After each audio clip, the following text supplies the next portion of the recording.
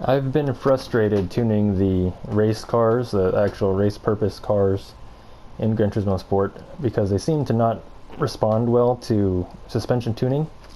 And I've learned some things from Niels Husingfeld and Kyle Engineers about aerodynamics and how the undertray and aerodynamics is a major factor in the performance of cars with downforce. Because the springs are so stiff, any minor change doesn't affect it much. So it's all about aero balance. And I was pleasantly surprised that Gran Turismo Sport does model under tray aerodynamics by adjusting rake of the car. That's the front end is dipped down lower than the rear end, lower than the rear end, and that's rake. And it's the angle of the under tray.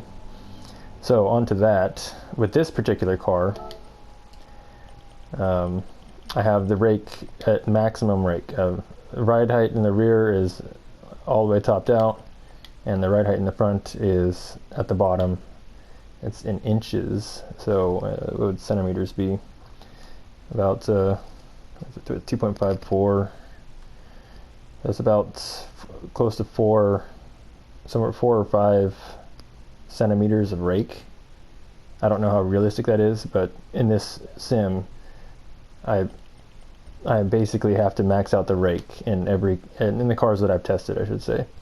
I have reduced a little bit of front downforce, so I am able to achieve somewhat oversteer conditions with the undertray, and I balanced out the understeer with a slightly less downforce level in the front. It's barely any less. And so onto the springs. So because the springs have, you need enough spring to support the car when it's in heavy load from downforce and cornering. But because the springs are so stiff, any difference is as a minor adjustment. Any minor adjustment has very minimal effect. So I found I've had to very closely max out the front spring rate. I don't know exactly what is limiting this front spring rate to 3.5 hertz. Maybe it's race sag. Maybe there's like 0 sag at 3.5. I don't know. Anyway, I have to very closely max out the front and relatively mid-range in the rear. Actually, a little bit lower. So that's to give me really good throttle response. Essentially, I have the aero balance as far forward as the game will allow, which is still not far enough forward. I don't really have any metric to measure the aero balance in this game. But based on feel, it's probably around maybe 46% front. I personally like on Live for Speed in particular exactly, or pretty close to exactly 45. Was it 45? Yes, 45 percent front aero distribution, balance, whatever you want to call it. And that game has the metric calculated, so I could actually achieve that value. In this game, it's not measured based on my adjustments, so I'm only basing it on feel, and it's the aero balance is probably a little bit further back than 45. That's just an assumption. I don't have any real data for that. So the front stiff spring, while in real life would allow for better aerodynamics performance in that it keeps the front splitter at the relatively same ride height throughout the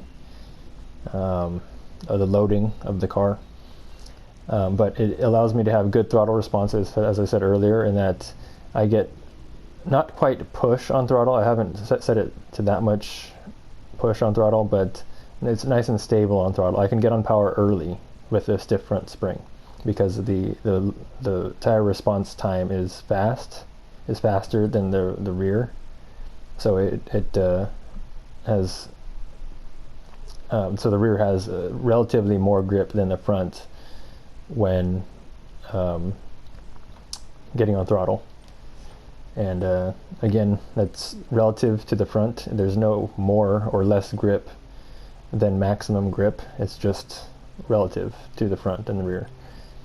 And then the anti-roll, what I found in just general tuning of cars is a stiffer anti-roll in the front allows for, I mean stiffer, I mean relatively stiffer. Obviously the rear end on this setup is stiffer, but having some anti-roll stiffness allows the front end to react better to sliding. So if I turned the anti-roll bars down to 1, the car would more easily snap loose on throttle or in a slide, and it'd be hard to catch, and you get into tank slappers. When you have a stiffer front anti-roll bar in the front, or relatively stiffer in the front, the car is more likely to regain rear grip smoother, because the front end, the tire response again is a little bit faster than at a lower setting, I should say. And then my usual dampers, I like firmer dampers in the front and softer dampers in the rear. And in a video by Niels Husingveld, he talks about damper stiffness. I'm not an expert in race cars, I just know from sim stuff. And he claims that having stiffer dampers doesn't do much. I mean, on rebound it does a lot, actually, in my opinion. Having a close to critical damping in the rebound is very important for overall performance. But compression, I guess, and he made some good arguments as to why it doesn't do much effect to have a really stiff damping ratio in the, on the compression. But personally, I would like it at around 80 or so, maybe even 90. I don't know how it would react to bumps. And in his video, Niels's video, his example that he shows in his sim is the car breaks loose easier on bumps around a relatively smooth track, and even though it's relatively smooth, it's still too bumpy for the car with the stiff dampers. So maybe these are reasonable settings, I don't know, but personally from sim experience, I would like it stiffer. These are just guessed numbers. Front tire is narrower than the rear tire in most of these cars. This is based off of a visual reference only.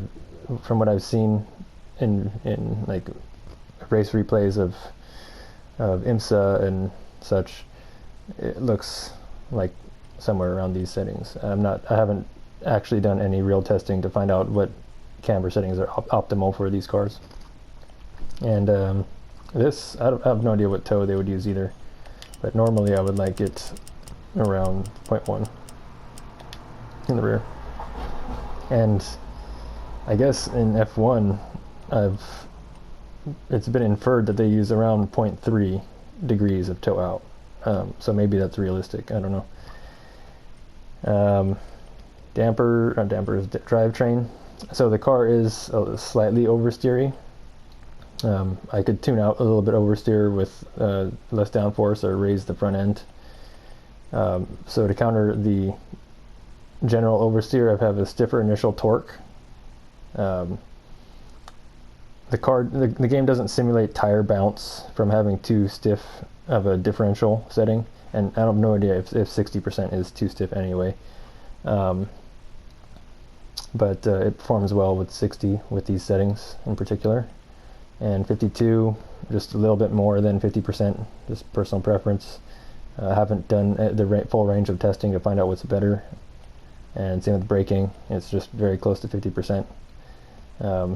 No testing involved to get that number.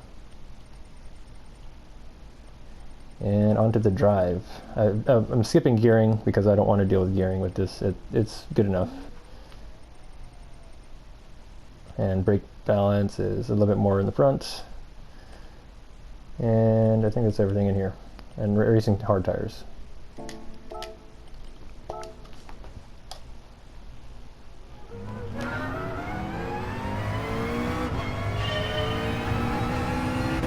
I don't remember the brake points. I was just driving the F1 cars, or the Super Formula and the F1 car. I'm not going for max time, I'm just going for a show of drivability, particularly with the controller.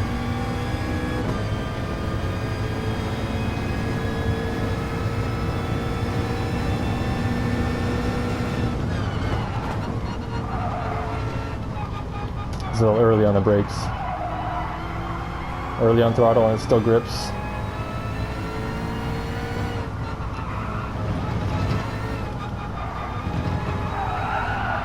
Slides a little bit. Oh, too much throttle.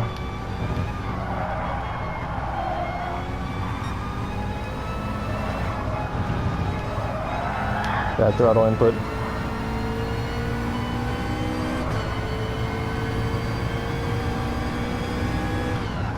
But the car is much more lively now than it was before. The rear end actually moves around.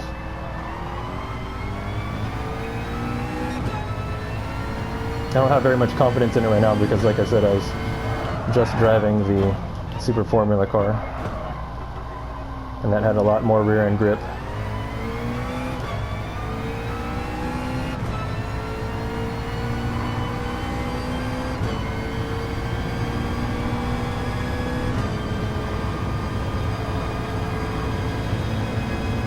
Nope, too late on the brakes. I was braking at my Super Formula brake point.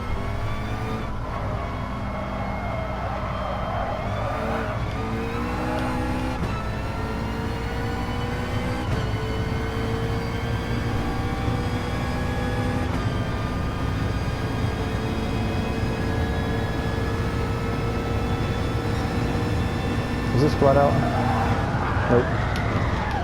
I think it is. I just didn't take it right.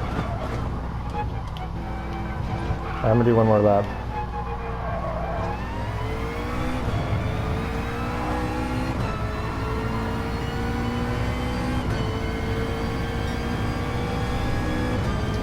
So if I really need to, because it's a little bit oversteering, I can raise the front end a little bit or lower the rear end a little bit. And there's slide on the brakes. It's controllable slide. This is second gear, I think. Yeah, second gear.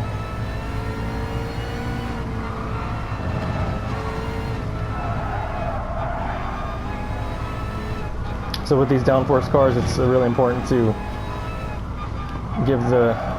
feed the throttle through the turn, balance the car, because there's so much aero drag. If we just lift off throttle through the apex, the car will slow down too much. Except for this corner is slow. It's a fast turn, I mean, but you have to take it delicately.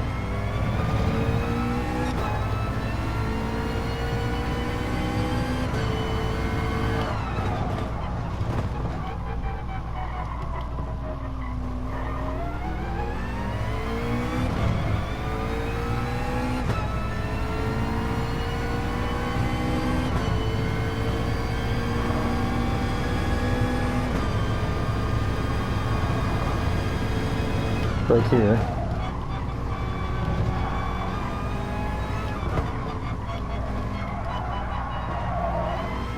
There we go, much better.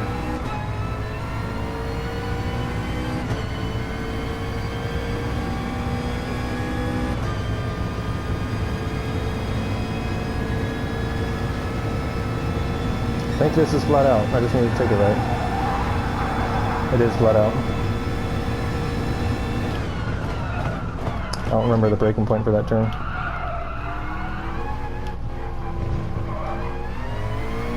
Accelerate straight and turn in gently.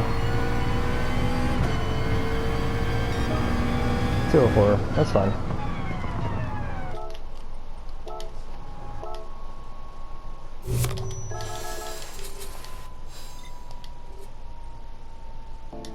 What was my fastest time? It was a 203.6. So I don't know how that fits on the leaderboard, but that's what I got. And the car is just very fun. It's actually fun to drive. It doesn't just understeer everywhere. It actually moves around on the rear end, and it's overall fun. And on to the next car, the Super Formula, which is what I was just driving. This car, there's just too much rear aero. The aero balance is just too far in the rearward, and even with this maxed out max rake, max forward rake, and minimum rear wing, there's still too much rear downforce. And same philosophy. It's just stiffer. Instead of it being at 3.4, it's 6.4. There's no particular rhyme or reason why 0.4. It's just a close approximation of how much stiffer the front end needs to be than the rear end for my comfortable driving style. Again, the stiff anti-roll bar allows for easier control of slides. Still a stiff rear anti-roll bar as usual. Cambers explained with the other car, same with the dampers. And I was playing with this, and I don't think this improves anything to have it open versus 50% lock. So it could be either. Initial torque, like I said, this has too much rear downforce, so the initial torque is just super open because it doesn't oversteer at all. There's a little bit of snap oversteer on throttle in low downforce situations. The stiffer anti-roll bar in front is what helps that. I'm just using throttle control to keep it from oversteering in the tight hairpin and the chicane. And I'll display that now.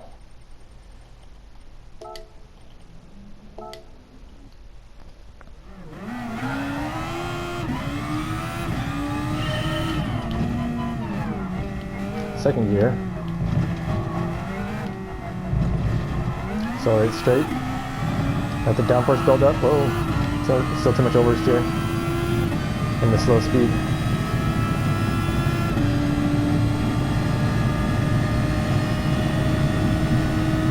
So perfect ABS, I just brake in the turn here. Oh, it didn't work out that time.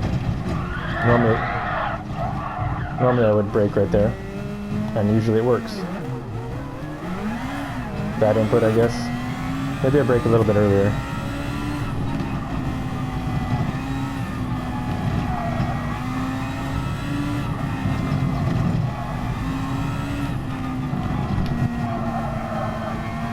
Speed it, throttle through the turns.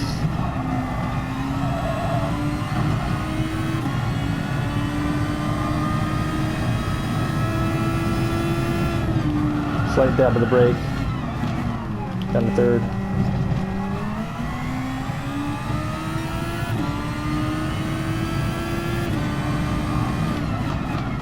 Second gear. Accelerate straight.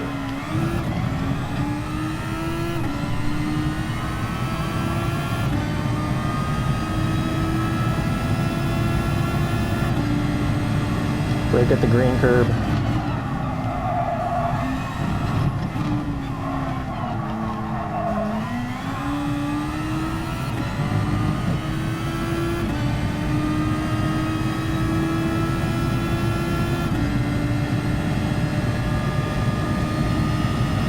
Flat out, gentle steering, brake at 100, or earlier actually, a little bit earlier than 100.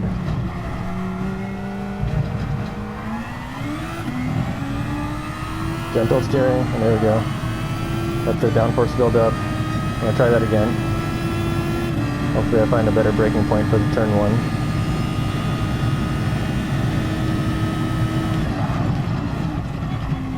A little bit early that time.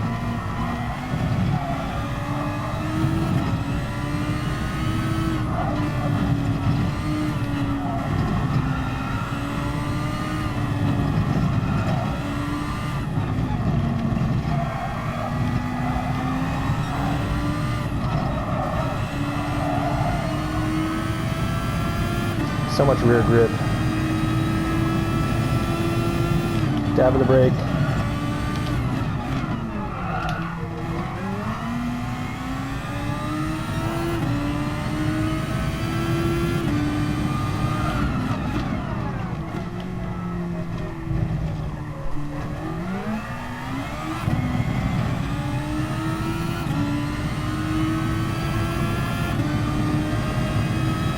trying to focus now.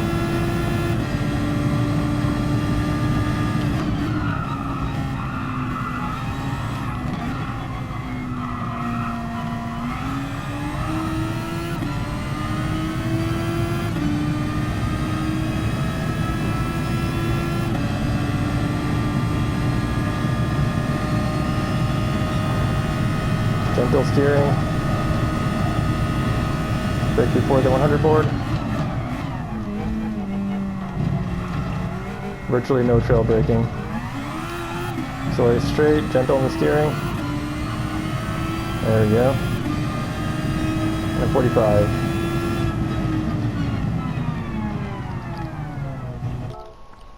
So technically with this car, the suspension settings can be pretty much anything.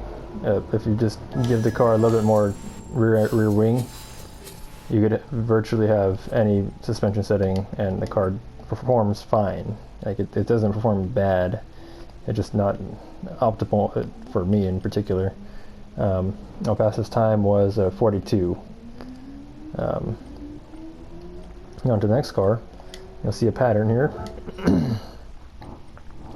F1 W08 and racing cars as usual.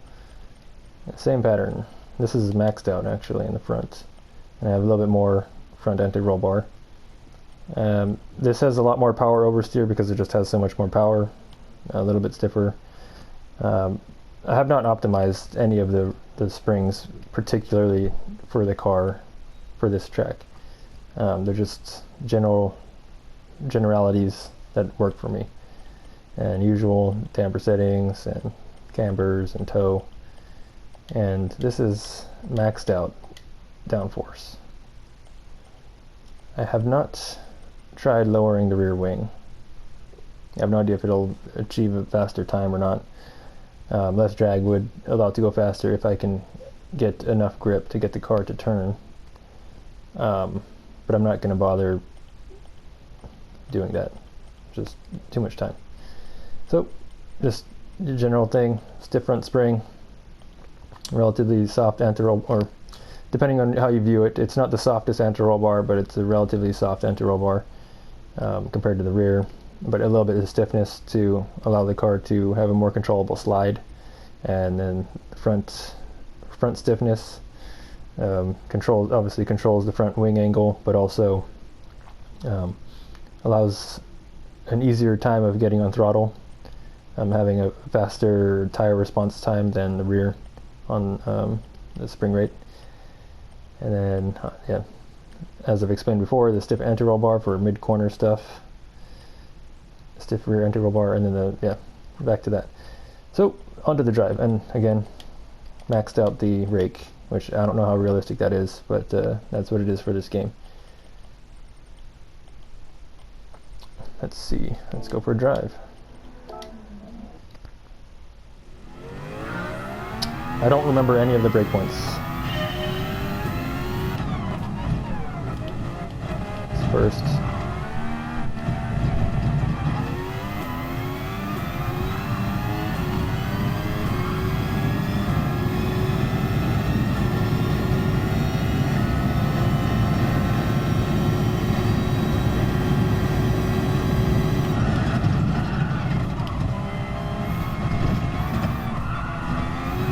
That's fourth.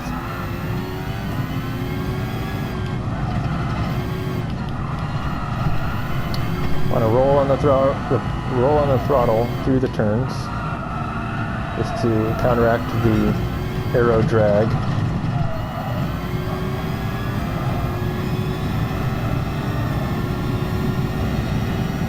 I don't remember how to take this. Nope, too fast. That's a little bit of brakes.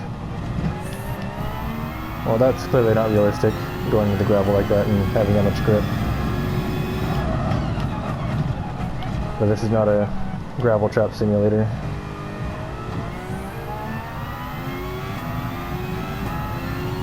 I forgot to have DRS too.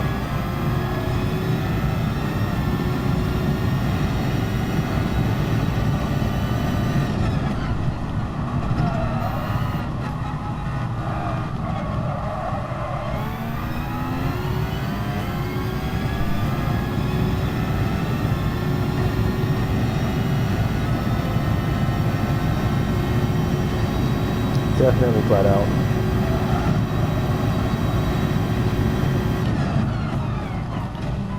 Too early on the brakes.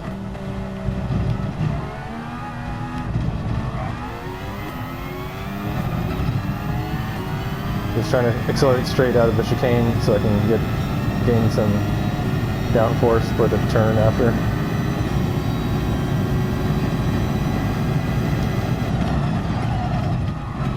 A fourth.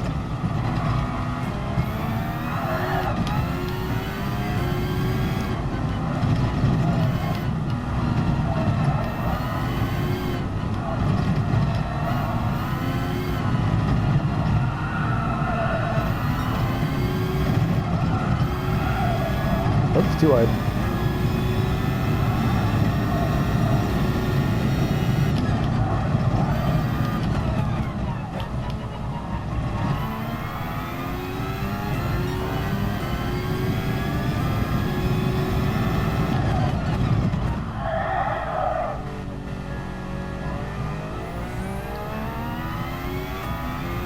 Technically the car does have traction control with the electric motor for low gear stuff.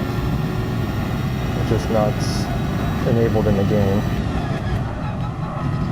Which I don't see why they can't get perfect starts. That's fourth gear. I don't see why they can't get perfect starts every time in F1 with the electric motor.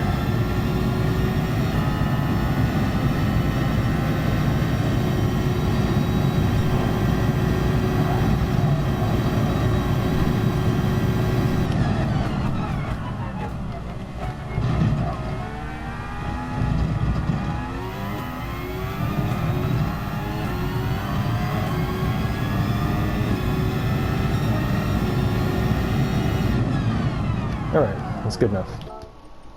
So the main takeaway for this video is downforce cars are more aero balance dependent than suspension. Though suspension can assist in the performance of the car. And the fastest time I got was a 38.6 with this car. A 138.6. Yes, aero balance. Aero cars, aero balance, more important than springs and dampers. So basically, I've had trouble with this because I wasn't adjusting the rake on the car before, and technically I can't get enough front aero distribution onto these Formula cars anyway.